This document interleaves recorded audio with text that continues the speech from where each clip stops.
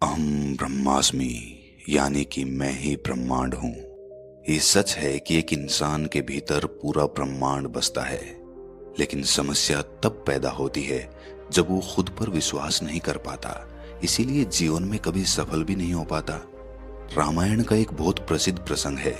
जब वानर सेना माता सीता की खोज के लिए निकली थी, तो कोई भी वानर समुद्र लांघ कर माता सीता की खोज लाने के लिए तैयार नहीं हुआ, क्योंकि किसी को खुद पर विश्वास नहीं था कि उनके अंदर इतनी शक्ति हो सकती है कि वो एक समंदर को लांघ कर अशोक वाटिका में पहुंचकर माता सीता की खोज खबर ले सके।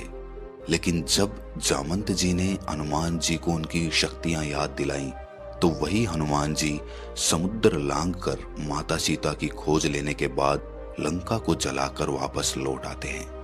इसी प्रकार दुनिया में बहुत सारे लोग अपनी शक्तियों को भूल जाते हैं।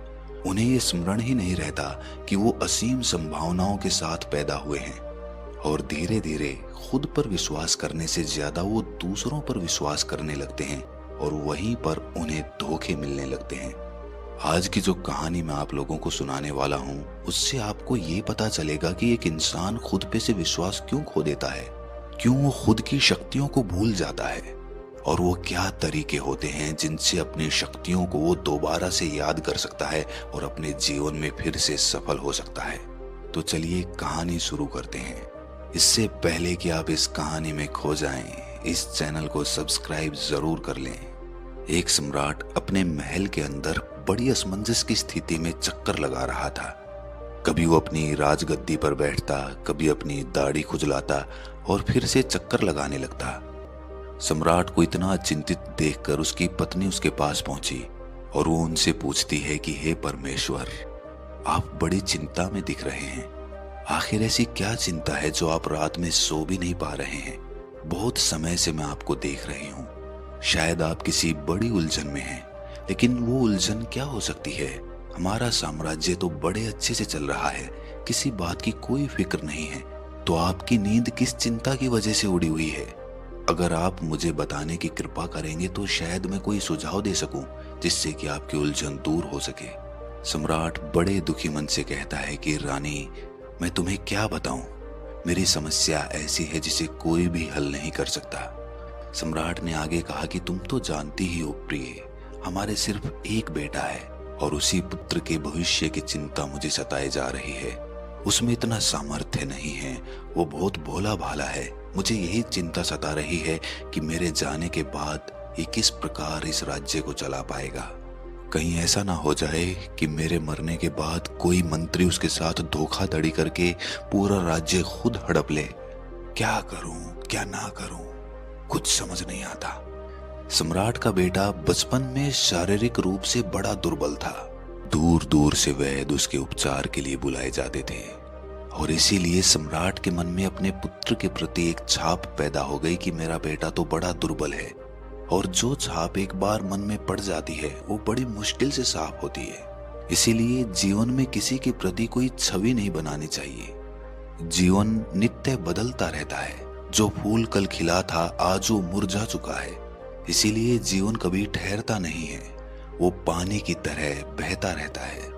जब सम्राट के बेटे को ये एहसास हुआ कि उसका पिता उसे दुर्बल समझता है, दूसरों से कमजोर मानता है, तो उसके बाद उसके बेटे ने शारीरिक मेहनत करनी शुरू कर दी, और कुछ ही सालों में वो शारीरिक रूप से बहुत मजबूत हो गया था। लेकिन पिता के मन में पड़ी हुई छाप अभी भी वैसी की वैसी ही थी।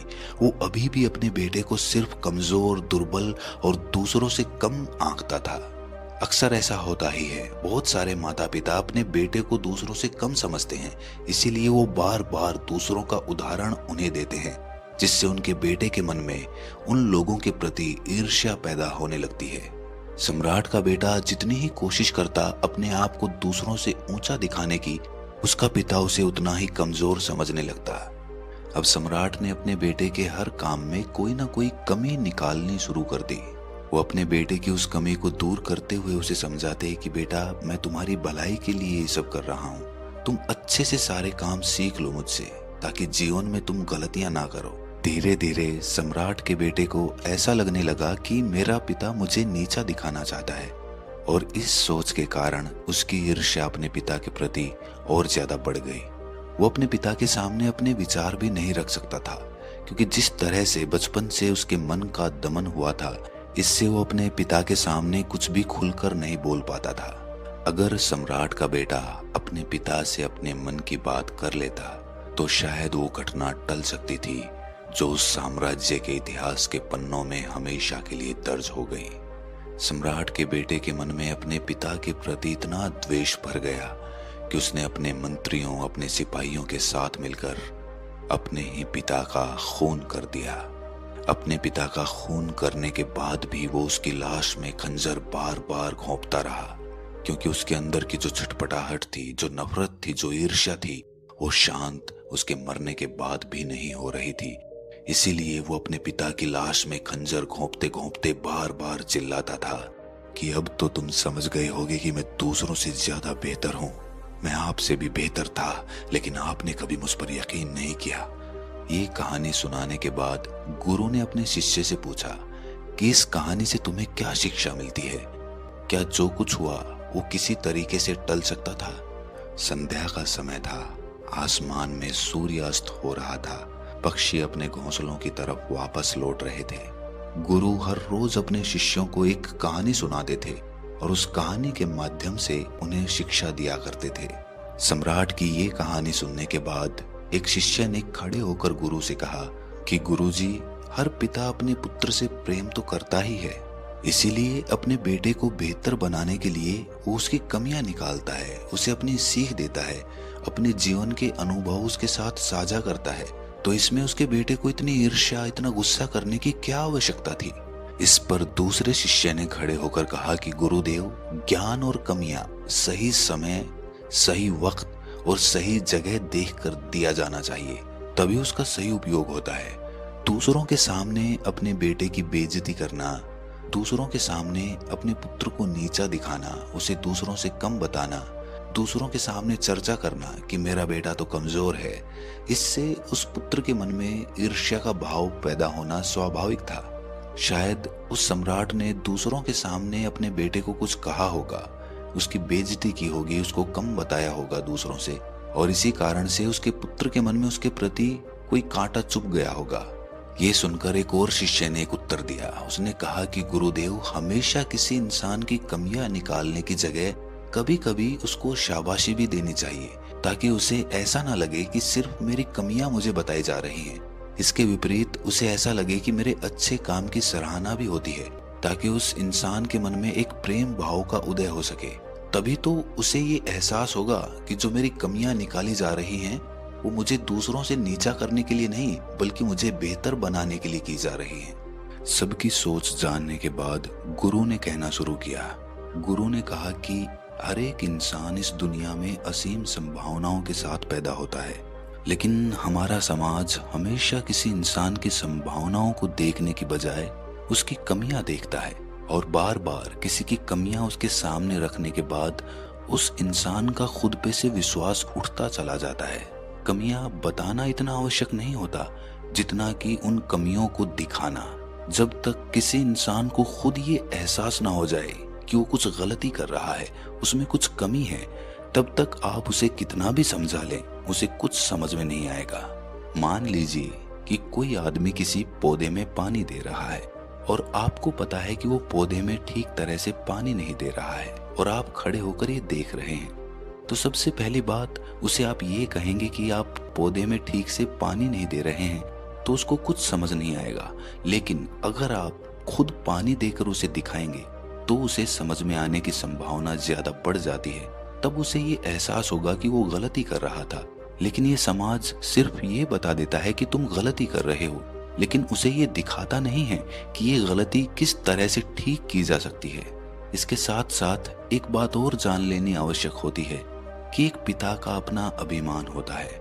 उसे ये लगता है कि वो उम्र में ज्यादा है, इसीलिए जीवन का अनुभव जितना उसके पास है इतना दूसरे के पास नहीं है, इतना उसके बेटे के पास नहीं है, और इसीलिए वो हमेशा अपने आप को सही समझता है, चाहे वो गलत ही क्यों ना हो। और इसके विपरीत जो कम उम्र का उसका बेटा है, उसकी हर बात उसे गलत लगती है, उसमें कुछ ना कुछ कमी लगती है। लेकिन अनुभव उम्र बढ़ने से नहीं आता है, वो तो सही समझ, सही होश पैदा करने से आता है। कम उम्र का इंसान भी ज्यादा अनुभवी हो सकता है अगर वो सचेत है, जागा हुआ है, होश में है तो।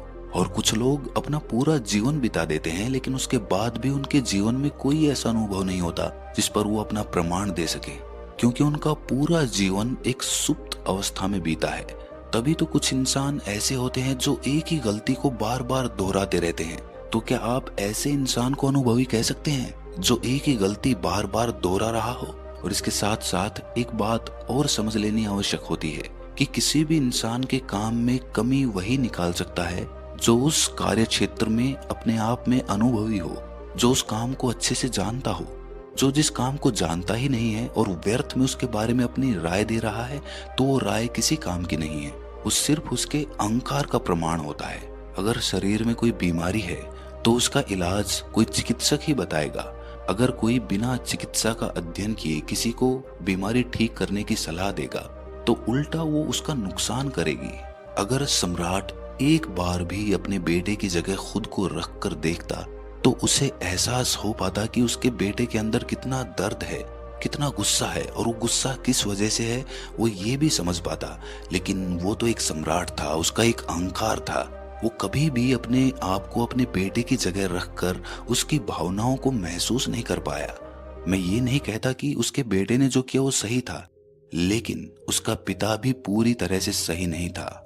शायद उसकी परवरिश में ही कोई कमी थी, इसी वजह से उसको ऐसा परिणाम भुगतना पड़ा। और अगर आप किसी इंसान की बार बार कमियां दिखाते रहेंगे तो वो अपनी असीम संभावनाओं को कभी नहीं जान पाएगा। और इसके विपरीत अगर आप हमेशा किसी इंसान को गलत काम के लिए भी शाबाशी देते रहेंगे तो वो अहंकार से लिप्त हो जाएगा, वो गलत काम को भी सही मानने लगेगा। इसीलिए बड़ी सतर्कता के साथ उसका सही मार्गदर्शन करना अति आवश्यक होता है। कमियां भी बताना और अच्छे काम के लिए शाबाशी देना भी, दोनों बातें बहुत जरूरी होती हैं। अगर आप सिक्के का सिर्फ एक पहलू पकड़कर चल रहे हैं तो आप अपने आप को मुसीबत में डाल लेंगे। किसी को भी मजबूत बनाने का सबसे अच्छा तरीका यही है कि तुम खुद पर उसका विश्वास कायम कर दो। अगर उसका खुद पर विश्वास बन गया तो वो किसी भी कठिन परिस्थिति को अपने अनुसार ठीक कर सकता है। और इसके विपरीत अगर किसी इंसान को बर्बाद करना हो तो उसका खुद पे से विश्वास ही उठा दो तो वो जीवन में कुछ भी नहीं कर पाएगा। आत्मविश्वास ही सबसे बड़ा मूल मंत्र है जो एक इंसान को जीवन में सफल बना सकता है।